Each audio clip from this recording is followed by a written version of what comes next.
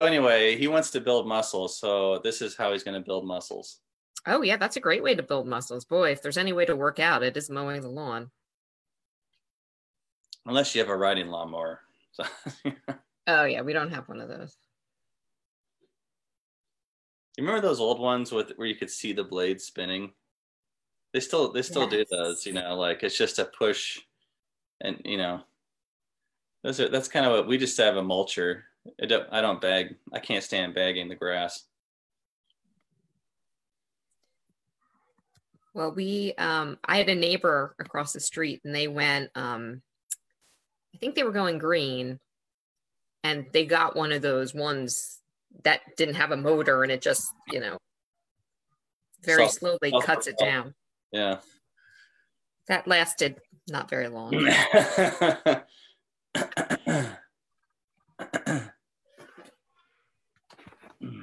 Okay. We are live everywhere. Great. Everywhere. This has been so consistent. I don't know what's going on. We used to have issues getting on, and now hasn't been a problem for a long time. I know. Well, let's not jinx it, shall we? Yeah, I didn't think about that. Okay. Whenever you're ready. Okay. Good morning. My name is Deacon Matt Halbach. I'm a deacon of the Diocese of Des Moines, Iowa. I'm also the Executive Director of Catechesis for William H. Sadler. Welcome to our morning prayer series. We're on Thursday now, just over the hump. If you're joining us for the first time, again, welcome. The way this works is we have the gospel reading for the day, a short reflection, and then it's followed by live questions posted in the chat box, and then a chance to prayers posted on our wall. Where is that virtual prayer? Well, on the next slide, you'll see how to find it. You can find out more about this prayer series on facebook.com/sadlerreligion, and you can post a petition online at sadlerreligion.com/morningprayers. Sorry, I have a frog in my throat. And then lastly, for all things faith formation during this difficult time and after, and there will be an after, check out sadlerreligion.com/online learning. Maybe that got it. So why don't we quiet ourselves, allow the Holy Spirit to settle in, give us a moment of peace, turn over our anxieties and fears and cares, and just be present to hear God's word.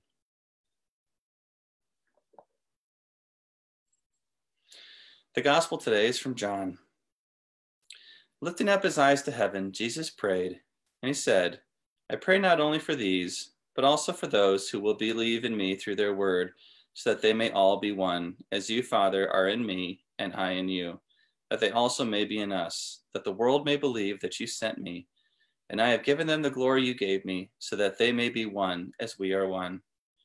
I in them and you in me, that they may be brought to perfection as one, that the world may know that you sent me, and that you love them even as you love me. Father, they are your gift to me. I wish that where I am, they also may be with me, that they may see my glory that you gave me, because you loved me before the foundation of the world. Righteous Father, the world does not know you, but I know you, and they know that you sent me. I made known to them your name, and I will make it known that the love with which you loved me may be in them, and I in them. The gospel of the Lord. Praise to you, Lord Jesus Christ. This is again continuation of Jesus's priestly prayer at the Last Supper. Yesterday for our prayer series, we highlighted the beginning of this prayer where he prays for unity and praying for unity among his disciples. And now he makes it clear that this unity is the kind of unity or communion really that he has with the Father. So what Jesus has with the Father, he wants us to have with him and the Father. And it's just a beautiful prayer for communion. And it's an important prayer and a timely prayer as our nation goes through a lot of different turmoils and turbulence, particularly in Minneapolis, over that terrible death caused by the police and all the reaction to that. So we continue to hold the citizens of Minneapolis in our prayers, the family of the deceased, and we just pray that justice and peace prevail. So as we continue to look at Jesus's prayer for unity and for communion, not only amongst each other, but with God also, why don't we make it our challenge today to include that in our prayer at some point? It can be now, and you can check it off your list if they're kind of a list keeper. I did this today, I did this today. But maybe just take some time out later today and just pause again like you did just a bit ago and just say a prayer for unity, unity in our country, unity in our world, to continue to come together. There's been a lot of temptation for more division in society, given the distance that we've had to have because of the coronavirus, more isolation.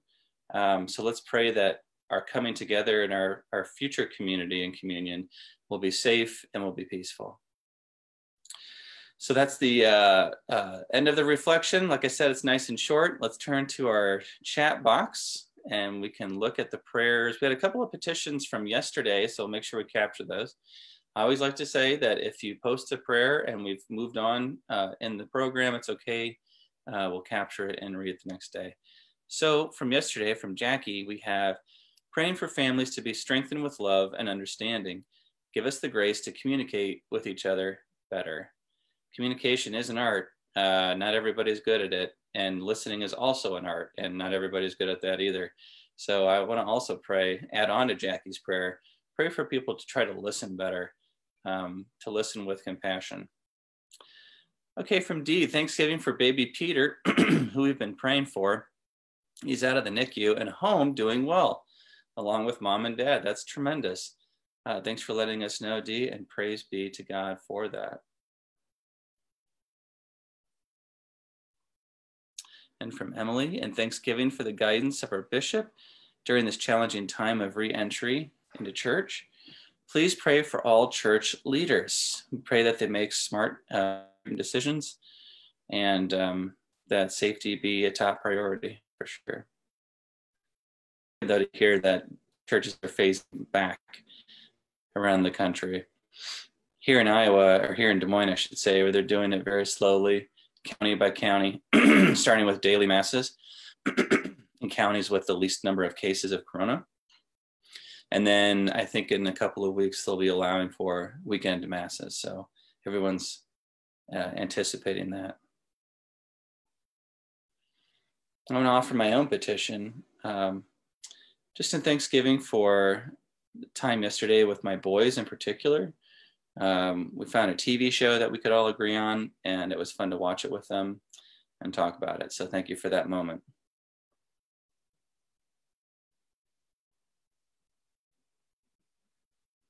Yep, and Emily's saying that they also have a phased approach and in constant conversation with the diocese.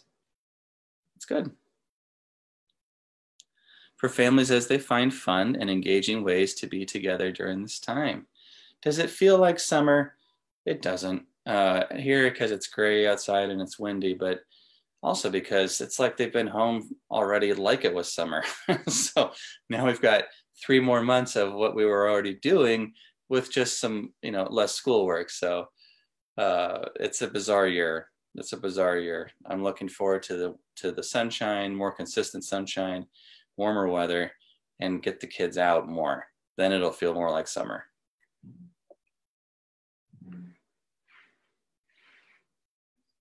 For school administrators, as they find ways to deal with this and plan for the fall.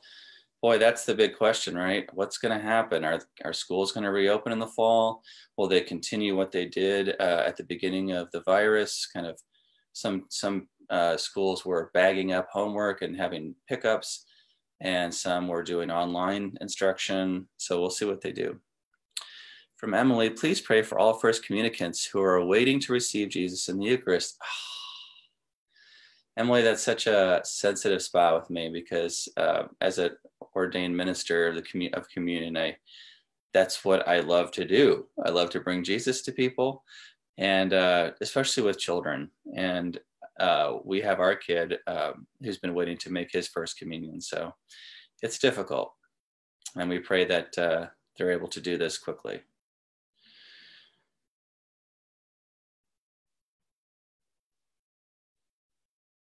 So we're going to move on to our prayer wall. If you do post a prayer in the chat box, it's okay.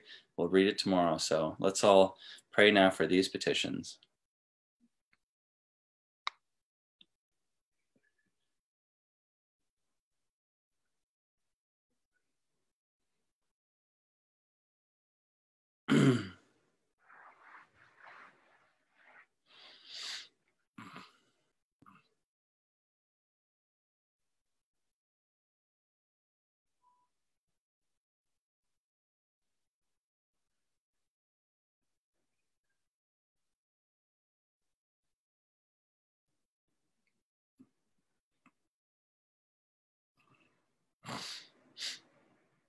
Lord, you are the great high priest. We pray that we all may be one. We ask that you grant these petitions of ours according to your time and in your gracious will. And we ask for the intercession of Mary during this special month. Thank you for being with us on Thursday. Again, you can check us out at sadlyreligion.com/morningprayers. Let's close with a blessing. The Lord be with you and with your spirit, and may Almighty God bless you this day. In the name of the Father, and the Son, and the Holy Spirit, amen. Happy Thursday.